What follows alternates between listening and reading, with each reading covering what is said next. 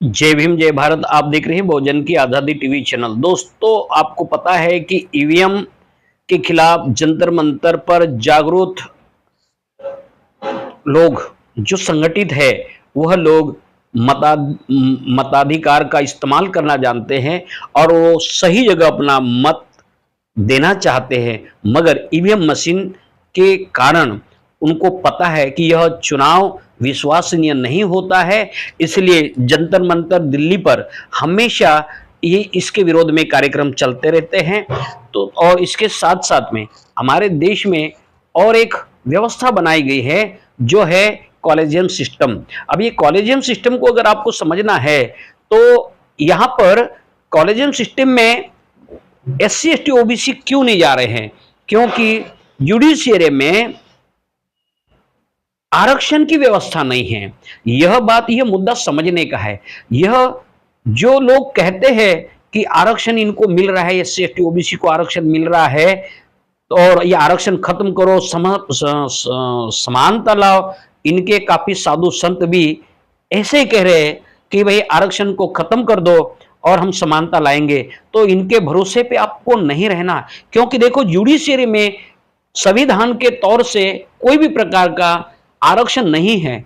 तो क्या एक भी समुदाय ऐसा कहता है कि जहां पर आरक्षण जो जुडिशियरी में, सुप्रीम कोर्ट में, हाई कोर्ट में जो आरक्षण नहीं है, तो कोई बात नहीं, हम लोग एससी एसटी ओबीसी के जज लोगों को, वकीलों को जज के रूप में हम उनको दे सकते हैं और उनको जज बना सकते हैं। ऐसा कोई भी सवर्ण जाति के लोग नहीं कह रहे। इसका अर्थ यह है कि वह लोग अगर जहां आरक्षण है वहीं पर ही आप सीमित रखो, ऐसा उनका पूरा एजेंडा है। और जहां पर आरक्षण था, जो सीमित रहने की तो बात छोड़ दो, अब तो आरक्षण खत्म हो रहा है। खत्म क्यों हो रहा है कि भारत की जो सरकारी संस्थाएं है वो प्राइवेट जो लोग हैं, जो प्राइवेट कंपनियों के हाथों में चली जा रही है और चली गई है। तो ऐसे कंपनियों में जिसमें आरक्षण था, अब वो जगह अनारक्षित हो गई। अब आरक्षण की, रिजर्वेशन की वहां कोई भी व्यवस्था नहीं है। ऐसा क्यों हुआ? क्योंकि इस देश में जो एससी एसटी समुदाय है, ओबीसी समुदाय है, वह 6000 साल से गुलाम रहा समुदाय है। और इस देश में जब अंग्रेज आए और अंग्रेजों को जब पता चला कि इस देश में यह समुदाय बहुत गुलाम है, और गुलामी के दौरान उनको पूरा इतिहास जो उन्होंने समझा, और उसी दौरान हमारे बहुजन समाज में कुछ लोग थे जिन्होंने अंग्रेजों के सामने ये पेशकश की कि जैसे सवर्ण लोग आपके शासन में बैठते हैं, जैसे ब्राह्मण बनिए लोग जो है, बनिए लोगों की संख्या तो कम है, मगर ब्राह्मण जो समुदाय है, जैसे वो आपके साथ में कुर्सी से कुर्सी लगाकर बैठता है, आपके ऑफिसों में वो ऑफिशियली काम करता है, वो बाबू बना है, कलेक्टर बना है, तो ऐसे जगह समानता के आधार पर क्या इस देश में बहुसंख्यक समाज जो ओबीसी समुदाय है, इनको आप रिजर्वेशन या ऐसी कोई जगह, या इनको भी बराबरी का हक मिलना चाहिए? यह अंग्रेज सरकार को नोटिस देने वाले, हंटर कमीशन को नोटिस देने वाले पहले राष्ट्रपिता महात्मा ज्योतिराव फुले, और इन्होंने ये कहा कि ब्राह्मणों के बराबर इस देश में एससी एसटी ओबीसी को हक अधिकार मिलना चाहिए। और जब अंग्रेजों ने इस बात को मानने की शुरुआत की है, मानने की, क्योंकि वो लोग मानते जरूर थे, समझते थे, भले वो इस देश के ऊपर वो राज कर रहे थे, मगर मानने की उनकी एक उनके लक्षण थे कि वो मान लेते थे, उनका स्वभाव था कोई बात को मानना, समझना, फिर वो निर्णय लेना उनके ऊपर था, मगर वो मानते थे। और यह जैसे मानने की बात हो गई तो इस देश के ब्राह्मण समुदाय को पता चला कि अंग्रेज इस देश में अगर एससी एसटी एसटी ओबीसी को अपने बराबर बिठाने का अगर काम करेंगे, सर्विसेज देंगे, नौकरियां देंगे, तो ये तो बड़ा अधर्म होगा। क्योंकि धर्मशास्त्रों में ओबीसी को, एसटी को, अर्थात एससी को, शूद्र समुदाय को कोई भी ब्राह्मणों के बराबर कार्य करना यह अच्छा नहीं, अधर्म होगा। तो इसीलिए उन्होंने सोची समझी साजिश के तहत इस देश के लोगों को कैसा दूर रखा जाए, इसके प्लानिंग करते हुए उन्होंने कार्य किए। मगर अंग्रेज सरकार ने कई लोगों की बातें मानी और कुछ काफी अच्छी तरह से सुधार किए और इस देश के एससी एसटी ओबीसी को पढ़ने का मौका दिया। और यह उसके बाद जब ये लोग अपने आंदोलन करने लगे तब ये देश का ब्राह्मणवाद उठकर खड़ा हो गया कि 6000 साल से रहा हुआ गुलाम समाज अगर आज आजादी की बात करता है तो यह बात बिल्कुल मुश्किल है। और इसी तरह से आज आज वही सोच आज भी सवर्ण जातियों में है कि एससी एसटी ओबीसी समाज के लोगों को जो वोट का अधिकार मिला वो वोट के अधिकार भले ही मिला हो, अभी हम ईवीएम मशीन के कारण सरकारें हमारी ही बनाएंगे और हम एससी एसटी ओबीसी का शोषण करते रहेंगे, क्योंकि धर्म शास्त्रों में लिखा है। और इसके काफी बवाल भी आपने सुना है कि ढोर गवार पशु शूद्र नारी ताड़न के अधिकारी शिक्षा से वंचित करो ओबीसी को, शुद्र अतिशूद्रों को। यह आपने कई वीडियो से आपने सुना होगा।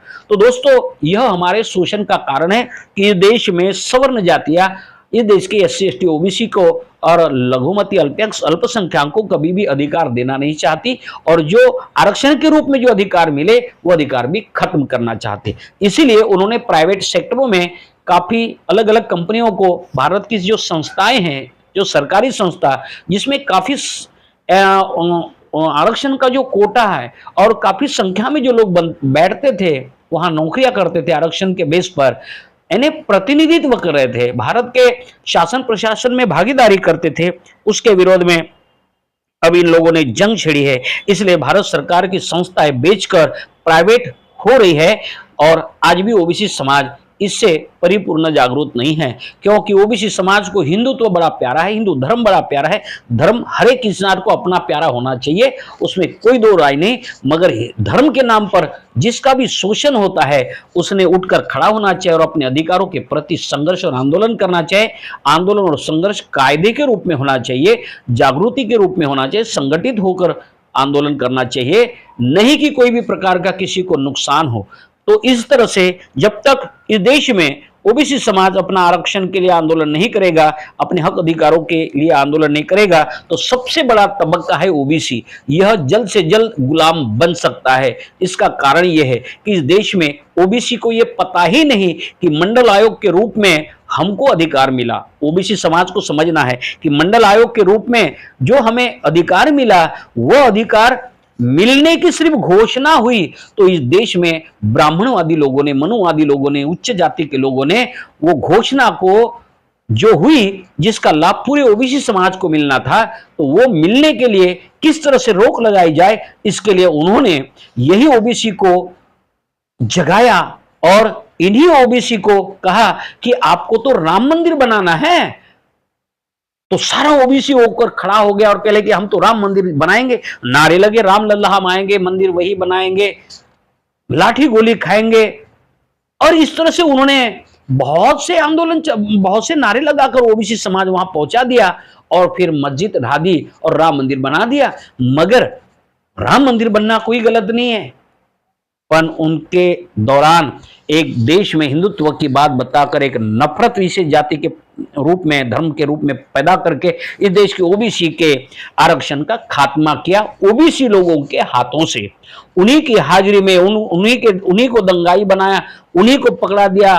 कलम नहीं पकड़ाई, उनको बस्ता नहीं पकड़ाया, उनको स्कूल बैग नहीं पकड़ाई, उनको कॉलेज में जाने के लिए रास्ते नहीं खुले के, दरवाजे नहीं खुले के, उनको रोकने के लिए उनको हाथ में तलवारें दी, उनके हाथ में त्रिशूल दिया, उसके हाथ में भगवान धर्म के नाम का झंडा दिया और कहा कि गर्व से कहो हम हिंदू हैं। सारे ओबीसी लगे हिंदू होने में, इधर में आपके अधिकार खत्म हो, ओबीसी के अधिकार खत्म है। और यह जागृति जो अनुसूचित जाति और जनजाति के लोगों में थे, वह लोगों ने आंदोलन चलाया ओबीसी के लिए, और आज ओबीसी के अंदर थोड़ी जागृति आई। मगर जागृति आकर करोगे क्या कि आपके तो अधिकार छीने गए। वोटिंग मशीन के द्वारा सरकार बनती है, आपके वोटों की अब सरकार को जरूरत नहीं है। ये मशीन एक बार नहीं 1000 बार उन्हीं की सरकार बनाएगी। इसलिए वो दम ठोक कर कहते हैं कि आने वाले 2024 में, 2029 में हम सरकार बनाएंगे। क्यों? कि ईवीएम मशीन इस देश के बहुजनों का एक मौत का डिब्बा है, ये बात को समझ लेना। ईवीएम मशीन इस देश के एससी एसटी ओबीसी का मौत का सामान है, ऐसा मानने में कोई हर्ज नहीं। क्यों? मौत का सामान अर्थात गुलामी का जादुई डिब्बा है, और इसलिए आप लोगों को ईवीएम के खिलाफ रास्ते पर आना होगा, सरकार को कानूनी तौर पर निवेदन करना होगा, चुनाव आयोग को नोटिस देना होगा, और जो संगठन ईवीएम के मुद्दे पर अपने कार्यक्रम लगाते हैं उस संगठनों को खुले तौर पर सहयोग देना होगा। अगर यह नहीं होता है तो यह मान लो कि देश में सबसे पहले अगर कोई गुलाम बनेगा तो जो ओबीसी समुदाय है, हमने ये कहा कि यूपी, एमपी, पंजाब, हरियाणा और राजस्थान का ओबीसी वर्ग अब जागरूक हुआ। वो हिंदुत्व नहीं चाहता है, वो भारत का नागरिकत्व चाहता है, लोकतंत्र चाहता है, भारत के संविधान की प्रणाली चाहता है, वह न्याय चाहता है। इसीलिए संगठन के सपोर्ट में रहकर आप अपने अधिकार को हासिल करो, यही हमारी